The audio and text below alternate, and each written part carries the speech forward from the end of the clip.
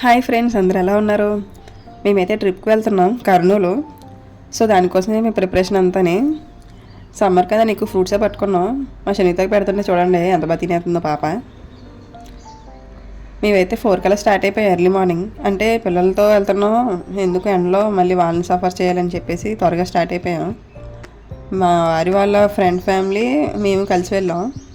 వాళ్ళు బాగా కలిసిపోయారు మాతో. ఇక్కడైతే మేము టీ బ్రేక్ కోసం ఆగాం. అందరం టీ తాగేసి ఇంకా మళ్ళీ స్టార్ట్ అయ్యాం. మా శనిత కూడా ఇప్పుడే లేచి ఇంకా స్టార్ట్ చేసింది రచ్చ. ఈ బుడంకాయ పేరేమో సాయిశ్రీ. మా శనిత మీద ఒక 3 months పెద్ద. ఇద్దరు మంచిగా యాక్టివ్గా ఆడుకునేవారు. మహానంద దగ్గరలో టిఫిన్స్ కోసం ఆగాం. అక్కడ అందరం టిఫిన్ కంప్లీట్ చేసుకొని మళ్ళీ ఇంకా స్టార్ట్ అయిపోయాం. అరౌండ్ ఒక 9-9:30 ఆ టైం కల్లా మహానంద చేరుకున్నాం. గుడి అయితే చాలా బాగుంది, నేను ఎక్స్పెక్ట్ చేయలేదు. ఏదో 2-3 షార్ట్స్ తీద్దామని ఎలా ట్రై చేసా, చాలా బాగా వచ్చింది. ఇంకా మేమైతే లాన్కి వెళ్ళిపోయాం. లాన్ అయితే ఇలా ఉంటుంది. నేను ఇంకా మహానంద అంటే ఒకటే నంది ఉంటుంది అనుకున్నాను, కానీ ఇక్కడ నవనందులు ఉంటాయి. దాంట్లో 2 నందులేమో ఈ గుడిలోనే ఉంటాయి, మిగిలిన 7 కూడా చుట్టుపక్కల ఉంటాయంట. గుడి అయితే చాలా బాగుంది. మేము మార్నింగ్ వెళ్ళడం వల్ల కొంచెం పీస్ఫుల్గా కూడా ఉంది. ఇక్కడ పంచలు అవి అమ్ముతున్నారు. ఒకవేళ ఏదైనా స్పెషల్ పూజలు ఏం చేసుకోవాలంటే ఇక్కడ తీసుకోవాలేమో. ఇక్కడే దర్శనం టికెట్ కౌంటర్ ఉంది. మేమైతే స్పర్శ దర్శనం టికెట్ తీసుకున్నాం. మా శనిత చూడండి ఎలా చూస్తుందో, వీడియో తీస్తున్నానని. డైలీ 6:30 వరకు నిజరూప దర్శనం జరుగుతుందంట. ఆ తర్వాత అలంకారంతో దర్శనమిస్తారు స్వామి. మేమైతే స్పర్శ దర్శనం టికెట్ తీసుకున్నాం. నార్మల్ టికెట్ అయితే 50 రూపీస్, స్పర్శ దర్శనం అయితే 150 రూపీస్. అంటే మనం గర్భగుడిలోకి వెళ్ళి శివలింగానికి అభిషేకం చేసి ముట్టుకొని వచ్చేలాగా.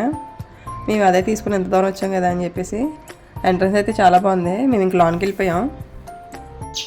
లాన్ అయితే ఇలా ఉంటుంది. ఇక్కడేమో 2 కోనేలు కనిపిస్తాయి మనకి. ఒకటేమో బ్రహ్మగుండం, ఒకటేమో విష్ణుగుండం.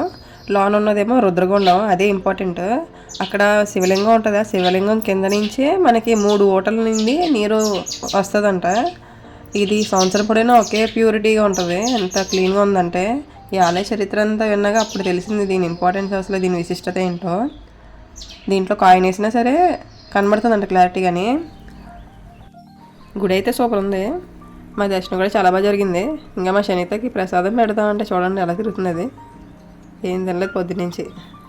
మహానందిలో ఉన్న ఇంకో స్పెషాలిటీ ఏంటంటే, మనం నంది దగ్గర ఏదైనా కోరిక కోరి శివుడి వద్దకు వెళ్ళే లోపే మా నంది శివుడికి మన కోరిక చేరుస్తుందంట. అది మీకు తెలుసా లేదో నాకు కామెంట్ చేసేయండి. మా దర్శనం అయితే బాగా జరిగిపోయింది. ఇంకా అంత కన్స్ట్రక్షన్ అది జరుగుతుంది. పెయింటింగ్లు అవి కూడా వేస్తున్నారు. మేము అలా కాసేపు గుడంతా ఎక్స్ప్లోర్ చేసాం. ఆ తర్వాత టైం చూసుకుంటే 11 అయ్యింది.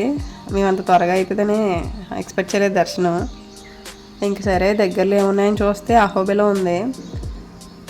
అది కూడా టైమింగ్స్ చూసాం. టైమింగ్స్ అయితే 1 వరకు ఓపెన్, తర్వాత మళ్ళీ 4 వరకు క్లోజ్ చేసేస్తారు. ఇంకా అలా ఆలోచిస్తూ టైం వేస్ట్ చేయడం ఎందుకని చెప్పేసి అహోబిలం స్టార్ట్ అయిపోయాం. అసలు ఇది మా ప్లాన్లోనే లేదు.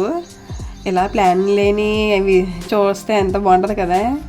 ఈ వీడియో మాత్రం ఫుల్ ఎగ్జైట్గా ఉంటుంది, ఎందుకంటే కోతులు ఫుల్ అటాక్ చేసి మమ్మల్ని. Thank you for watching. Please subscribe. Bye.